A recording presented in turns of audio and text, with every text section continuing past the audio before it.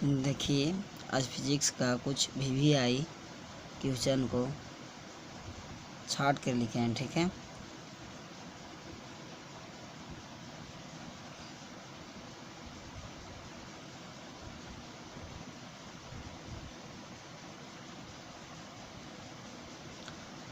ये सब प्रश्न 2021 एग्ज़ाम में आने की संभावना है। ऐसे ये सब पूछे जाते हैं हर एक साल। कार्बन प्रतिरोध के कलर कोड से आप क्या समझते हैं? कार्बन प्रतिरोध है, उसका कलर कोड होता है, उससे आप क्या समझते हैं? ये सब क्वेश्चन 5 नंबर 2 नंबर में पूछता है। इसका आंसर लिखेंगे, प्रतिरोधक किसी वैद्युत परिपथ का, प्रतिरोधक किसी वैद्युत परिपथ का वह घटक होता है जो उस परिपथ में वैद्युत धारा के प्रवाह में एक निश्चित विरोध को प्रदर्शित करता है। इसका मतलब क्या हुआ? प्रतिरोध किसी वैद्युत परिपथ का वह घटक तो है जो उस परिपथ में वैद्युत धारा के प्रवाह में क्या करता है? एक निश्चित विरोध करता है। ऐसा हूँ, प्रतिरोध तो विरोध करता ही है। ठीक है, विरोध करता है, निश्चित विरोध को प्रदर्शित करता है। ठीक है, आगे देखिए, बाजार में कार्बन से बने प्रतिरोधकों को किसी रंगीन पट्टी यानी कलर बॉन्ड द्वारा सूचित किया जाता है। ये रंग ही कलर कोड अथवा कार्बन कलर कोड कहलाता है। आप लोग देखते हैं बाज़ार में जब जाते होंगे तो कार्बन से बने प्रतिरोधकों का बहुत सारा सामान मिलता है, किसी रंगीन पट्टी कलर कोड द्वारा सूचित किया जाता है। ये रंग ही कलर कोड अथवा कार्बन कलर कोड कहलाता है। ये देखिए, ये कोई वस्तु हो गया, प्रथम अंक, द्वितीयक अंक, घातांक, सहिष्णुता, बी हो गया, ए हो गया। ठीक है, ये रंगीन पट्टी है। अब नेक्स्ट क्वेश्चन देखिए, दूसरा प्रश्न लिए हैं, प्रकाश के विवर्तन से आप क्या समझते हैं? परावर्तन नहीं, विवर्तन है, उसका उल्टा होता है, उसका उल्टा अपवर्तन होता है। ये प्रकाश का विवर्तन है। ठीक है, प्रकाश के विवर्तन से आप क्या समझते हैं? देखिए, इसका सही उत्तर क्या लिखेंगे, जब प्रकाश की किरण चलती है तो अवरोधक के किनारे, जब प्रकाश की किरण चलती है तो अवरोधक के किनारे से प्रकाश तरंगों के मुड़ने की घटना को प्रकाश का विवर्तन कहा जाता है। जब प्रकाश यानी किरण चलती है ना, तो कोई अवरोध जब मिल जाता है तो उसका किनारे से जब प्रकाश मुड़ जाती है, वही मुड़ने की घटना को प्रकाश का विवर्तन कहा जाता है। और देखिए, इसका विशेष में लिखेंगे, अगर दीर्घ उत्तरीय रहा तो लघु उत्तरीय तक तो यहाँ तक चलेगा, लेकिन दीर्घ उत्तरीय में दे दिया तो और लिखना है।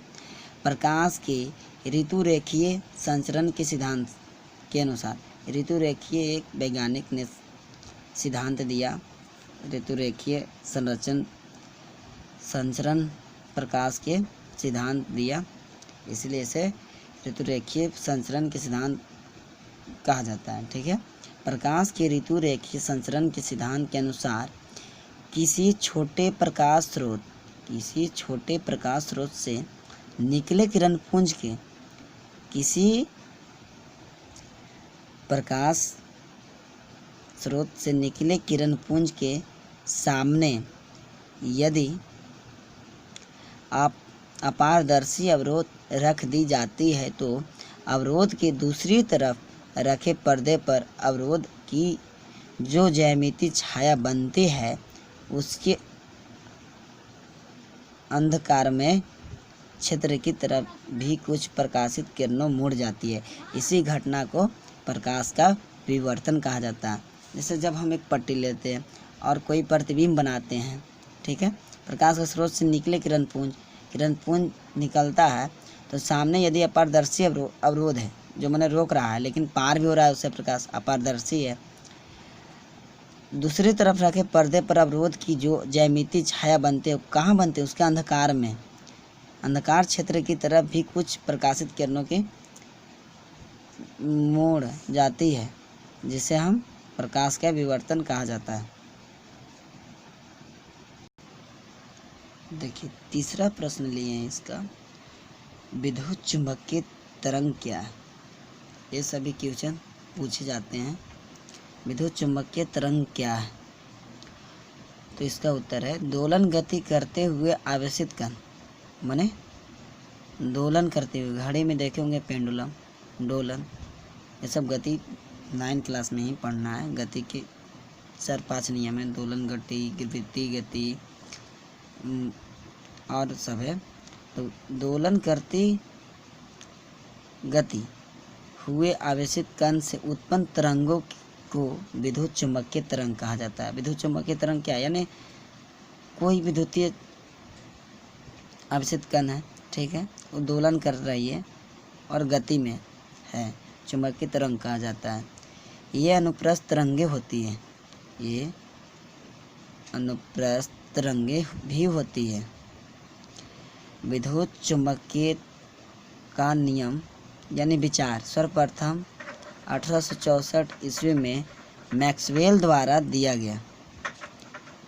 सर्वप्रथम 1864 में विद्युत चुम्बकीय के विचार पर मैक्सवेल सोचा, लेकिन इसके बाद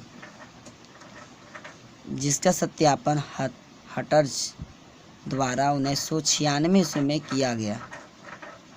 मैक्सवेल सोचे थे 1864 में, लेकिन इसका सत्यापन सही में कर दिया हटर्ज 1896 ईस्वी में किया गया। C = V × lambda. समझ गए हैं।